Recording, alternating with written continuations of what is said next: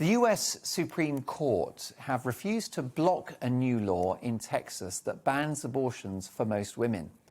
The so-called Heartbeat Act bans terminations after the detection of what anti-abortion campaigners call a fetal heartbeat, a point when many women do not know that they are pregnant. The law gives any individual the right to sue doctors who perform an abortion past the 6-week point.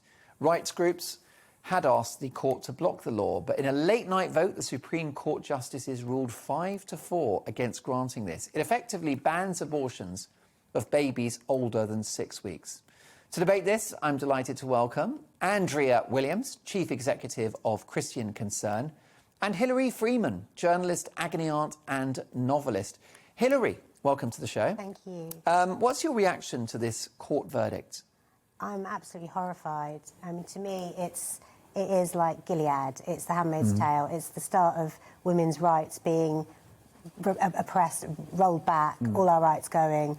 I can't really see that much difference between what's happened in Texas and what's going on in Afghanistan. It's just a different method, really. And why do you make that parallel? I mean, what is the concern? Because, you know, many are thinking about the unborn child, of course. Well, a 6-week-old fetus, embryo, in fact, is not a child. A heartbeat doesn't make something human. And a 6-week-old embryo is not viable.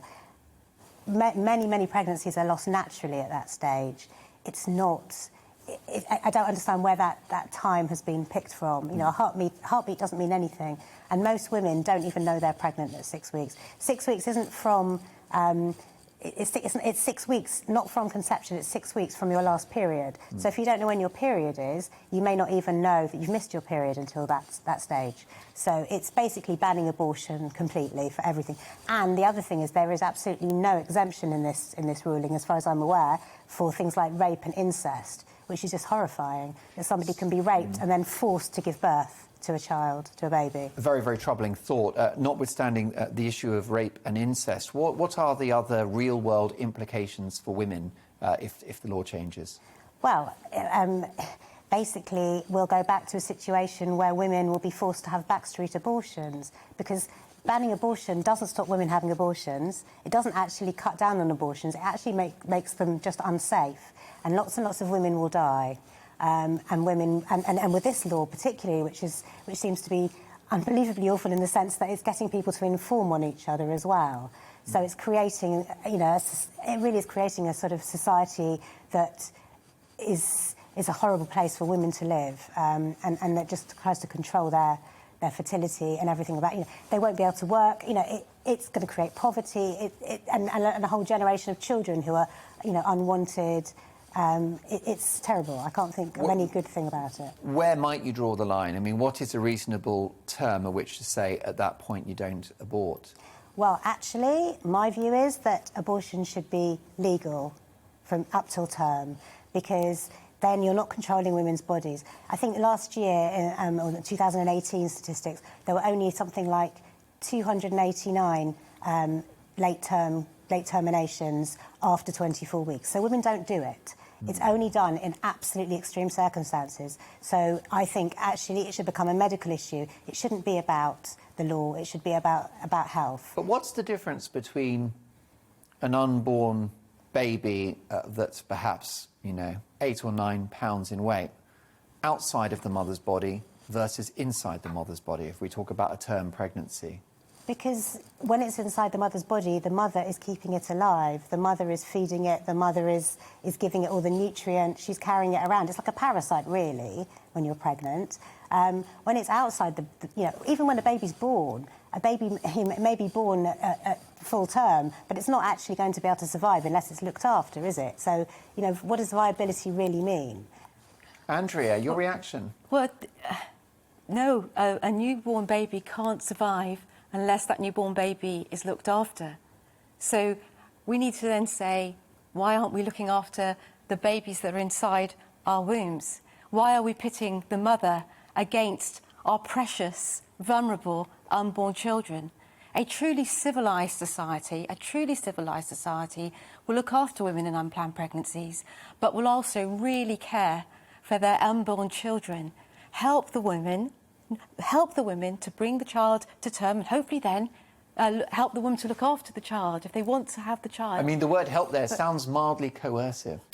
Is this coded language No, for well, you will know, have that baby? Well, no, the thing very often that the woman lives with a choice of actually snuffing out the heartbeat of their children. And many women live with that for many years. And many women would love to reverse that. And we've seen a huge amount of stories in the past year where in this country we've taken, in effect, by way of DIY abortion, pills by post-abortion in this country, really liberal law. You phone up an abortion provider, they send a pill through the post. Now that's gone from a sort of a backstreet idea to a back room, to a bedroom idea, women alone. And those that are coming, they're presenting at A&E with catastrophic consequences. I've not heard any of it. Well, the stats are really high. We're going to see 200,000 women have had abortions alone in these circumstances since this came in through COVID. And we know that about 17% of them are presenting in some way in A&E hospitals. And we've been dealing with them in my office. Well, is the mechanism by which the abortion... It's not kind, yeah. I mean, I hear you, Andrea, but is the mechanism by which the abortion happens a red herring? I mean, the big question here is whether or not you end the life of an unborn child. That's it. We are ending the life of an unborn child. Wouldn't it be amazing to imagine a world where that was unthinkable, where we thought that this precious little person, because we were all there once, we all had a detectable heartbeat at 6 weeks, 2 weeks post a period. We were all there once, you and me. And we are therefore valuable. And a civilised society, a wealthy society, will be able to solve this. And not to say that the solution is in the snuffing out of the heartbeat. And let's remember in Texas, they're not some wild, wacky state. This has happened in... They're really not. So, but they really are. They've just said that you can carry a gun around and shoot anyone you like. So much for life. 8 other states have already passed this act. And it's been... And before it became... then there were legal challenges to it. Would you accept a compromise to the timeline and let women decide, let's say, up to 3 months? Well, the big question is... what is our common humanity? What does it mean to be a human being? What does it mean? When are we human beings? Does it mean to be truly compassionate, to truly care? And to actually pit a woman against her child, to say that this is somehow a solution, to say that this is somehow kind. This is not, but this is not. So, but how can it be kind to force a woman who doesn't have the means or the desire to force her to go through pregnancy, which has all kinds of health implications for a woman, which can be very dangerous, to make her give birth, which can be very traumatic? How can that be a compassionate society? And then to force her into poverty and have to have a child who's unwanted? Do you trust the judgment and the empathy of the mother who's carrying this child to make the judgment that if I bring this child into the world, this child will not have a great outcome? Because that's why an abortion will happen. I've never met any female that had an abortion just for the sake of it. It's normally done with a heavy heart. It's done for a reason. And the reason is the interests of the child. Because well, you know, it's interesting because in Northern Ireland, where only recently abortion has been legalised, there are 100,000 people alive today because abortion remained illegal, and they choose life. And their mums are pleased that they gave birth to them. And I think, and I think that very often a woman in an unplanned pregnancy, what she needs at that point is someone to say, the solution is not to snuff out the heartbeat. Let's have a chat about this. But also, because what you painted the utopian idea that the state will help, there will be support. But the bottom line is that's an aspiration, but that's not there at the moment, is it? But we can help. It's never been there. It's never been there. We can do life differently. A society like ours, we can do life differently. We can care. We should be caring for those. We should be caring for the people around us, and we together. Are we talking about building more orphanages, perhaps? Well, exactly. Look what happened to all the babies that were born in Ireland that were shoved into those orphanages. They were abused. You know, unwanted children do not have good lives. Why create unwanted children? Because children want to live. No, they don't. They don't know. An unborn child doesn't have a brain when they've got a heartbeat. There's no. Although you could encounter somebody that perhaps was a candidate for abortion who's now in the world, Of and course. maybe they've gone on to have enriched lives. Of course. It would be a tough conversation Justin to have Bieber, with Justin them, Bieber, for instance, that, you know, if Sure. if things have panned out differently, you know, you wouldn't be here. I'm sure they'd want to be here. Well, we're all an accident of birth, aren't we? Yeah. You know, I had miscarriages. You know, those babies spontaneously aborted because for some reason my body rejected them. Maybe there was something wrong. I don't know. But the point is that, you know, it's when we're born that matters. Before we're born, we are not human. We are not human. people. We are not human, and we're there are- potential. If you look at a scan of an unborn baby, we're not- it looks pretty human to me. No, It we're looks human, If but we're then- honest about it, you are killing a child, aren't you? It's just a No, child you're killing a that's in potential utero. child. You're killing a human but being this- with potential. You're killing a human being with vast potential. You're killing, you know, you're killing. Just think about it: 200,000 missing citizens, missing people like you and me. And not here just through this pandemic, through pills by post-abortion.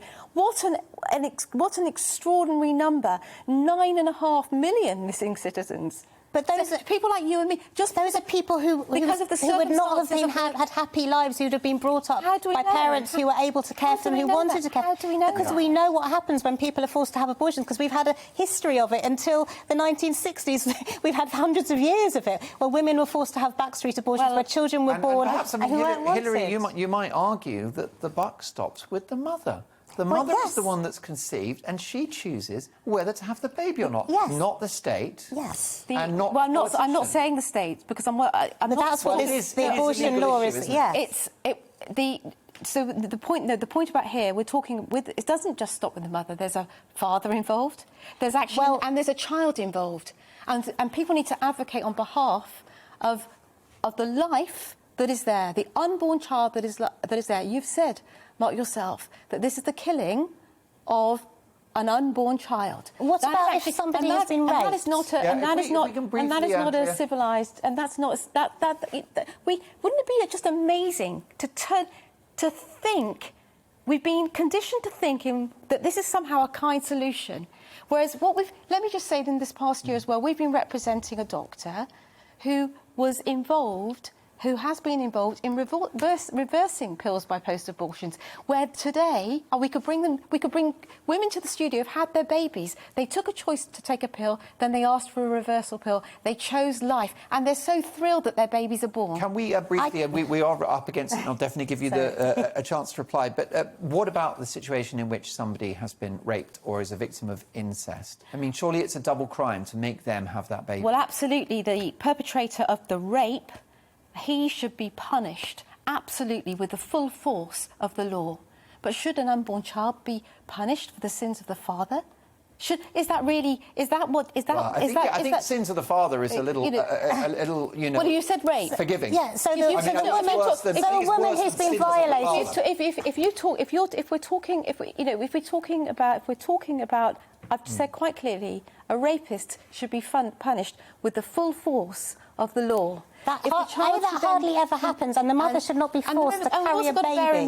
We've also got to bear in mind that 98.8% of abortions are in cases where mums are electing to do that, not in this sort of scenario. I would love you to make your final thoughts on this, Hillary. Well, I'm just...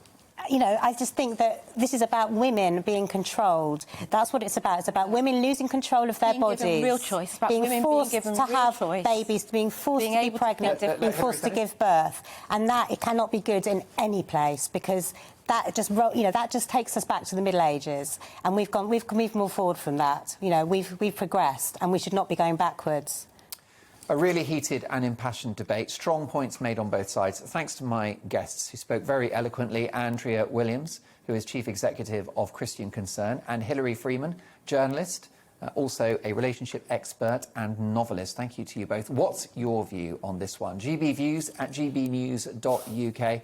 I'd like to say that if you need help or advice on any of the issues that we've discussed in this segment, you can head to the NHS website, nhs.uk/conditions/abortion. That's nhs.uk/conditions/abortion, and it's an excellent resource. Welcome to the GB News YouTube channel. You can watch us live 24 hours a day, catch up on your favourite shows and join in the conversation in the comments below. Don't forget to subscribe and you'll never miss any of our exclusive content.